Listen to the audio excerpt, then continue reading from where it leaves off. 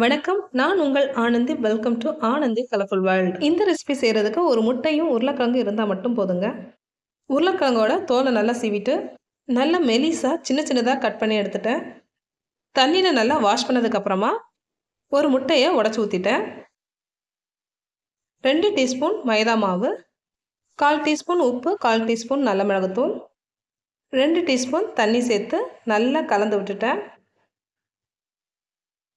பேனில் பட்டர் தடவிட்டு லேசாக சூடானதும் கலந்து வச்சுருந்த முட்டை கலவையை சேர்த்துட்டேன். 1 டீஸ்பூன் உருக்கின பட்டர் சேர்த்துட்டேன். மூடி போட்டு 2 நிமிஷத்துக்கு வேகட்டும். அடுப்பு லோ ஃப்ளேம்லேயே இருக்கணும். தோசை திருப்புற மாதிரி திருப்பி விட்டுட்டேன்.